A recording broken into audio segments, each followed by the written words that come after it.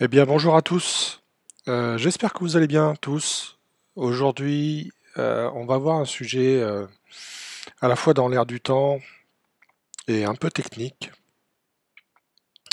Pas super facile ce sujet-là. C'est inclure une capture de vidéo avec la webcam dans les présentations Keynote et une capture, non pas d'une vidéo toute simple comme ça, mais on va dire en temps réel par rapport à un déroulé de présentation. Ça va demander un peu de travail, un peu de concepts techniques. On va sortir un peu des sentiers battus par rapport à l'utilisation classique de Keynote. C'est une astuce que j'ai trouvée un petit peu par hasard. Je me suis dit qu'il y avait peut-être moyen de le faire et j'ai cherché un peu en faisant quelques tests à droite à gauche, ça a l'air de fonctionner. Euh, je garantis pas que ça va marcher dans tous les cas d'usage. Je J'ai pas d'autres retours d'expérience que ma propre expérience sur le sujet. Bon, on va voir. On va avancer, on va démarrer parce qu'il y a quand même pas mal de choses à voir et puis je voudrais pas faire une présentation, un épisode trop long non plus pour ne pas monopoliser trop longtemps votre attention. Euh, Première étape, toujours hein, sur ce logiciel Keynote là, on va créer une présentation interactive qu'on va finir par enregistrer. Et je vais vous montrer comment. Bon, une première diapositive ici. On va fixer le modèle pour donner un titre. On va faire un document. Les documents. Documents, musique, vidéo. Voilà. On va faire juste des. Histoire de faire un agencement de diapositive. Documents, musique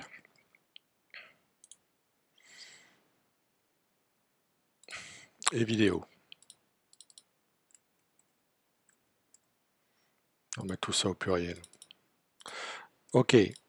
Bon, alors, le principe de base de l'enregistrement des diaporamas, c'est la chose suivante, c'est quand on pense en mode lecture classique, bon, pas de surprise, sauf que voilà, on est en cours de présentation, on est en train de présenter à un public en live à des gens qui nous regardent ou qui nous écoutent. Et puis, bon, bah voilà, il faut que les intervenants soient là à l'heure dite pour le déroulé de cette présentation. Donc, chaque transition de diapositive, c'est classique. C'est au clic souris ou à l'appui sur la barre d'espace. Ça, c'est classique. L'idée, c'est de base, c'est déjà d'aller enregistrer la présentation. Alors, cette option, elle est disponible dans le menu lecture. C'est un peu contre-intuitif. Lecture, et en fait, lecture pour enregistrer. Bon, soit. Enregistrer le diaporama. Et là, on passe dans ce mode, en fait, qui permet à la fois de capturer le son ici, et vraiment l'interaction du déroulé du diaporama au moment où je le décide en cours d'enregistrement. Donc je passe en mode enregistrement ici. Lancer l'enregistrement. Alors, sous-entendu audio, mais c'est pas seulement audio, hein, toutes les interactions lors du diaporama. Là, on a cet affichage qui affiche la première diapositive sur 3 et on sait ce qui va se passer durant le déroulé de la diapositive suivante. Le geste de base, c'est celui-ci. Première diapositive sur les documents, du blabla, peu importe la présentation, et lorsque je clique, je passe à la diapositive suivante. Musique, et je sais que la troisième diapositive qui arrive juste après, c'est vidéo. Bon, à un moment donné, je peux m'arrêter, soit je fais toute la présentation comme ça, soit je peux m'arrêter et éventuellement reprendre l'enregistrement, mais c'est un concept un petit peu délicat à manipuler, on pourra y revenir. Je vais jusqu'au bout, et j'arrête l'enregistrement sur la dernière diapositive, c'était la partie vidéo. Donc là, le diaporama est enregistré et je peux repasser en mode lecture sur lire l'enregistrement du diaporama. Et par rapport à ce concept-là, l'idée c'est d'inclure dans les diapositives la vidéo de ma webcam lorsque je fais l'enregistrement. Et pour ça, il faut passer par une étape intermédiaire, il faut inclure, avant même de commencer à refaire une autre version d'enregistrement du diaporama, il faut inclure déjà une vidéo, un fichier vidéo, qui n'est pas celui que je vais utiliser à la fin parce que c'est lors de l'enregistrement du diaporama qu'il va falloir que je capture ma webcam en même temps, et pas avec Keynote mais avec QuickTime. Et donc en fait il faut quand même avoir placé la vidéo avant de commencer l'enregistrement du diaporama. On va se fabriquer une petite vidéo. Alors vous pouvez prendre à peu près n'importe quelle vidéo. Je dis à peu près parce que euh, il faudrait que la vidéo soit sans son. Idéalement, il ne faudrait pas qu'il y ait de piste son. On va en fabriquer une petite vidéo comme ça, sans son. Alors,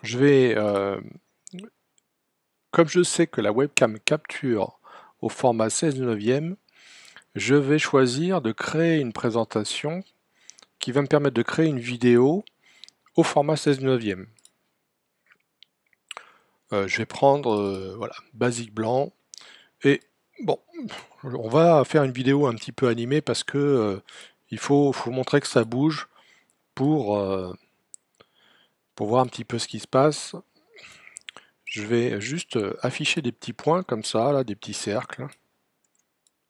Tac, tac. Ces petits cercles ici, je vais les répartir. Répartir les objets horizontalement. Voilà, et puis je vais les dupliquer comme ça, juste histoire de...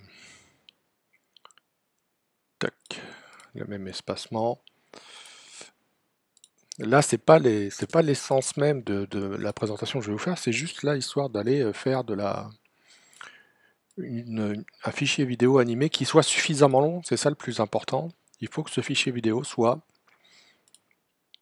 long, suffisamment long pour couvrir la totalité de votre durée de diaporama. J'ai un petit cercle qui traîne ici dans le coin, j'en ai pas besoin, je vais le supprimer. Je vais animer ça juste pour les faire s'afficher. Apparition. Voilà, il s'affiche de manière un peu aléatoire, pas vraiment aléatoire, mais bon, peu importe, c'est pas le sujet. Et je vais dupliquer ces fichiers-là, enfin cette diapositive-là, pour juste aller faire un enchaînement d'animation. Alors ça sera automatiquement. On peut laisser comme ça. L'important, c'est qu'on peut déjà exporter cette vidéo-là avec au format vidéo, diapositive suivante. La résolution minimum, c'est pas très important.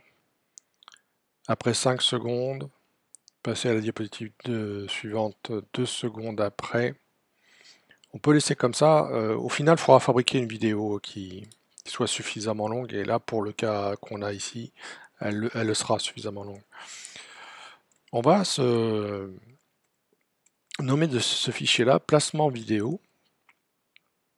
C'est ce fichier-là qui va être utilisé pour aller vraiment placer la vidéo dans la présentation Keynote qu'on a élaborée juste avant. Voici ce fichier vidéo créé, il doit être sur le bureau, il est ici. Sa durée, c'est... où est-ce que t'es la durée? On ne l'a pas ici, 1 minute 32. Bon, il faut au moins que la vidéo fasse une durée supérieure ou égale à la durée du diaporama une fois qu'il sera enregistré.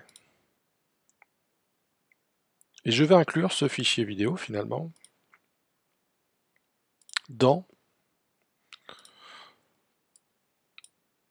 le diaporama ici. Et alors ce qui est très important de comprendre, je le mets peu importe l'emplacement ou la diapositive sur laquelle que j'ai utilisé pour faire le premier placement, mais l'important c'est que ce fichier vidéo doit être le même sur l'ensemble des diapositives pour que la lecture puisse être faite en continu de diapositive en diapositive. Là, je vais en fait modifier parce que en fait, il a mis l'alerte parce que j'avais déjà fait un enregistrement de diaporama, mais on va le refaire en fait avec cette inclusion de vidéo justement, ce placement vidéo ici. Je vais copier ce fichier vidéo. D'ailleurs, je peux même un petit peu l'enrichir. Auparavant, on va mettre une petite bordure. 3 points ici. Et on va le mettre à un emplacement. Alors l'emplacement, il va pouvoir varier en fait de diapositive en diapositive parce qu'on va utiliser la transition métamorphose entre diapositives. Je fais un copier de ce vidéo, je mets le même fichier, le même placement vidéo sur l'ensemble des diapositives. Et là, regardez ce qui va se passer si je mets en fait une transition métamorphose et surtout on va modifier un petit peu l'emplacement, voire la rotation du placement vidéo sur la deuxième diapositive. Et on pourrait faire la même chose sur toutes les diapositives, même travailler sur tous les paramètres d'opacité, par exemple ici sur la troisième diapositive, on rend un peu plus transparent cette vidéo. Si sur ces 3 diapositives là, je mets une animation métamorphose, et ce qu'il faut comprendre, c'est que depuis 2 ou 3 versions de Keynote, on a une option dans le paramétrage vidéo qui, non seulement bon, le démarrage de la vidéo, clic-souris, ça c'était classique, mais lire la vidéo sur toutes les diapositives. Ça veut dire qu'une vidéo qui commence à être lue sur la première diapositive ici, bah finalement elle ne va pas reprendre depuis le début sur la deuxième diapositive parce que Keynote va considérer que c'est la même vidéo. Et donc va continuer en fait la lecture de la vidéo. Et ça on va pouvoir le constater dès maintenant parce que alors démarrer la vidéo clic-souris, peut-être la vidéo, on va la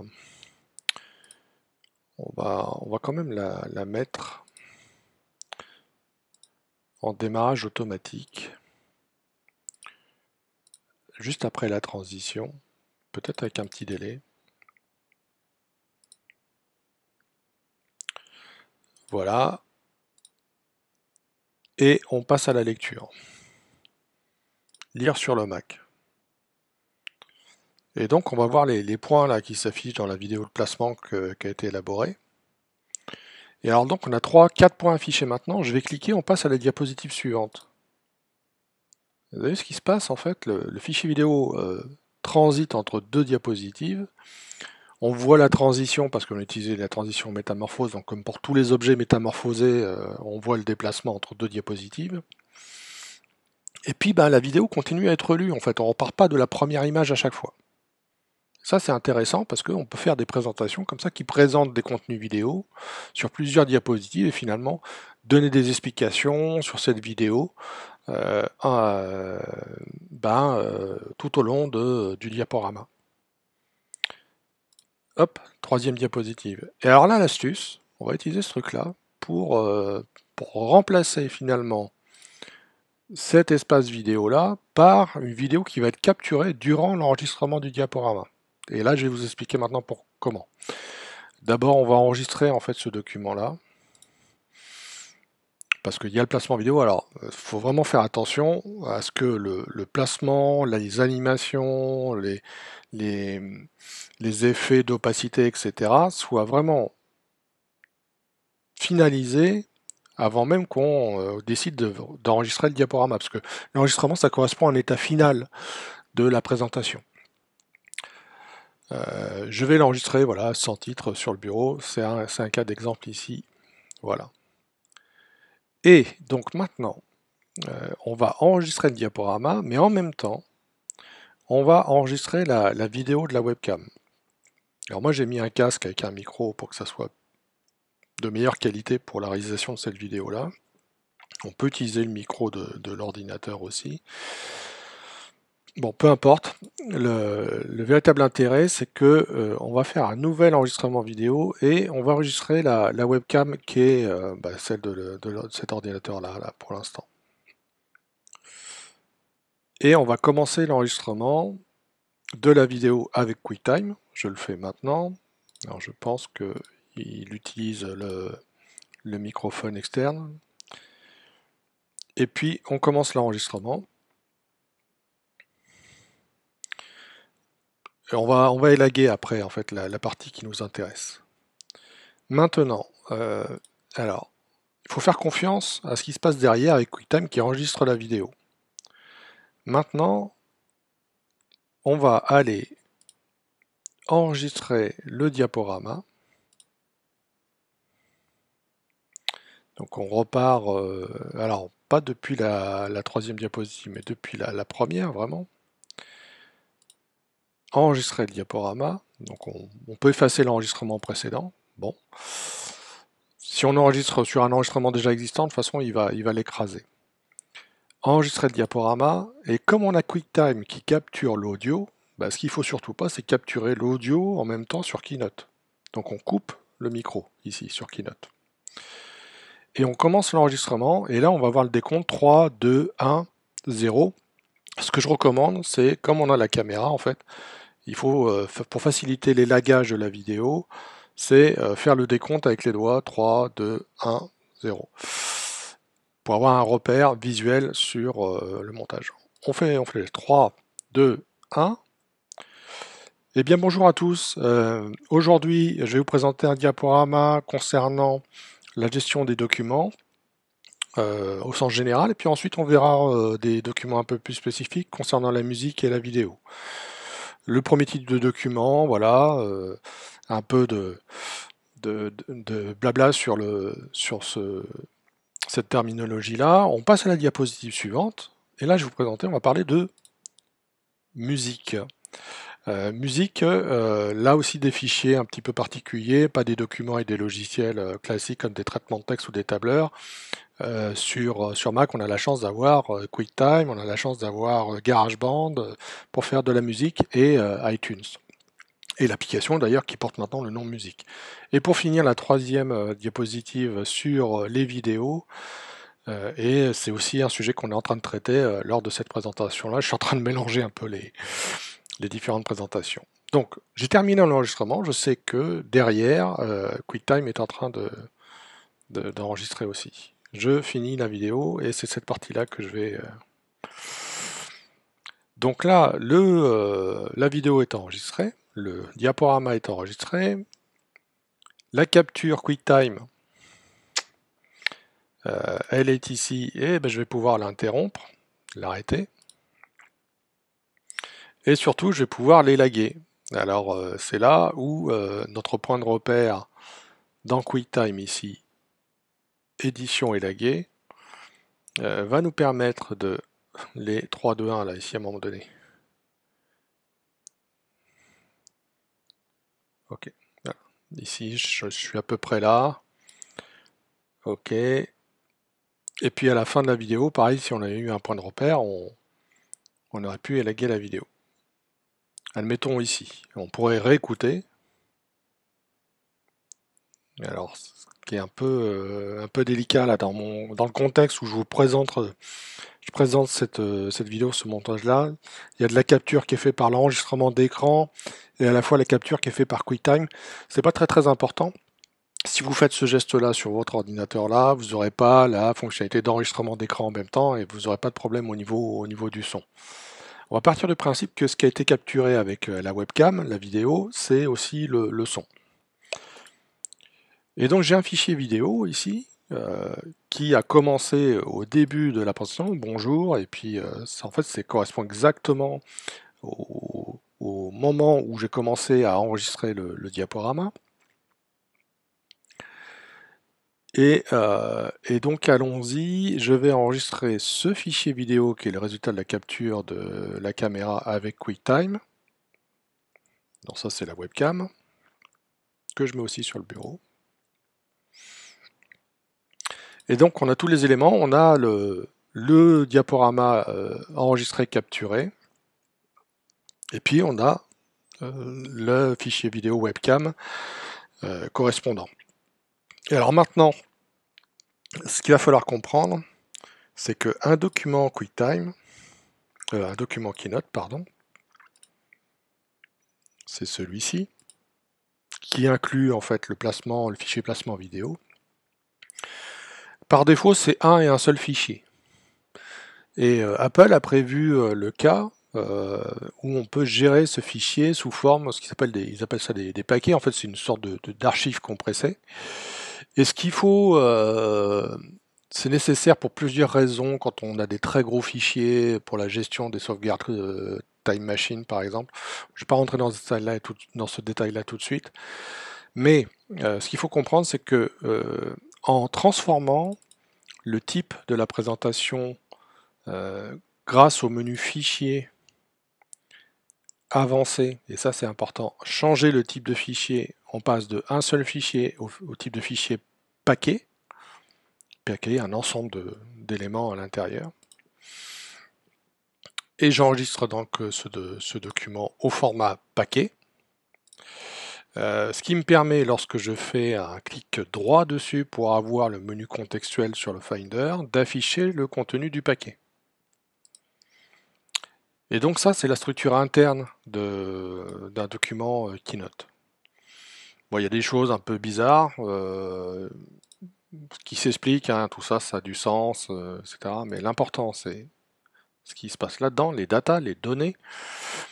Et on va repérer, en fait, en faisant... Il y a tout un tas de petites images, on peut les reconnaître, les petites images qui sont celles résultant de l'utilisation du thème sur ce diaporama. Le plus important, et on trouve facilement ce fichier-là en triant par taille, c'est le fichier placement vidéo. Et l'idée, c'est de remplacer ce fichier placement vidéo. Pour le remplacer sans toucher à la présentation Keynote, il faut que ce fichier porte exactement le même nom, que le nouveau fichier vidéo porte exactement le même nom que ce qu'on a ici. Donc je sélectionne le nom de fichier, je vais le sélectionner entièrement, y compris l'extension, parce qu'il y a M4V, c'est du MPEG-4 vidéo. Et puis là, ici, par défaut, QuickTime il produit du point move. Alors, le format, ça peut avoir une incidence, mais globalement, de cette manière-là, ça fonctionne. Ce qu'il faut juste, il faut juste que le fichier porte exactement le même nom. Et donc je modifie le nom du fichier webcam.move en placement. Alors le numéro d'index ici, c'est Keynote qui le génère, 7908.m4v. Et surtout, en fait, j'utilise la même extension. Du coup, à l'intérieur du paquet, je peux glisser un fichier qui porte exactement le même nom, que je vais remplacer. Et à partir de ce moment-là, donc, eh bien, je peux ouvrir ce document-là. Et donc, dans l'emplacement vidéo, ici, il y avait un fichier générique avec les petits points. Et bien maintenant, il y a mon fichier vidéo et qui sera utilisé tel quel parce que le diaporama est enregistré. Du coup, maintenant, lorsque je passe en mode lecture et que je fais lire l'enregistrement de diaporama,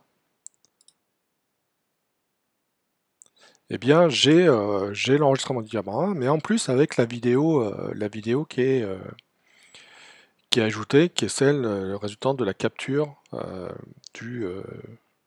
de la webcam avec QuickTime. Et comme on a enregistré toute l'interaction entre les diapositives, ben là on va voir qu'on va passer à la diapositive suivante et le fichier va continuer à être lu comme d'origine.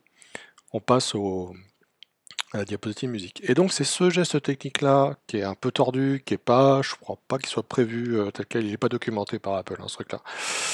Euh, bon, en bricolant un peu, on arrive à faire des choses. Ça, c'est assez dans l'air du temps, hein, c'est d'inclure en fait une vidéo capturée de la personne qui présente un diaporama, une présentation comme ça. Voilà. Et donc, bah voilà, le diaporama est enregistré, on a la vidéo qui est inclue en fait, avec les transitions, on peut déplacer, on peut redimensionner en fait. On peut pas le faire a posteriori. C'est important ça de comprendre. On peut pas le faire après avoir enregistré le diaporama. Parce que là, si je fais une modification de cet élément-là, si je change la taille par exemple, ça encore, ça peut, je sais pas si ça peut marcher. Ça c'est intéressant. Normalement, il est censé musique. On va voir si on passe en lecture d'enregistrement, document. Bon, c'est peut-être supporté, à tester. Ce que je veux dire par là, c'est que par défaut, comme il y a eu un enregistrement, en fait, toutes les interactions sont enregistrées dans le diaporama et on n'est pas censé pouvoir modifier a posteriori le placement des objets, les variations de paramètres, etc. Donc voilà, c'était ce geste technique-là qui est assez intéressant, qui peut permettre de faire plein de choses. Et bien voilà. Euh, Ça nous ouvre des perspectives supplémentaires avec tout ce qui a été présenté jusqu'à présent sur Keynote. Je vais arrêter ici l'épisode parce que ça va devenir un peu trop long. Et puis on verra prochain épisode d'autres sujets. Il y a encore dans cette saison 2, il y a encore quatre sujets identifiés et on va continuer à travailler sur ce logiciel-là. Allez, à bientôt.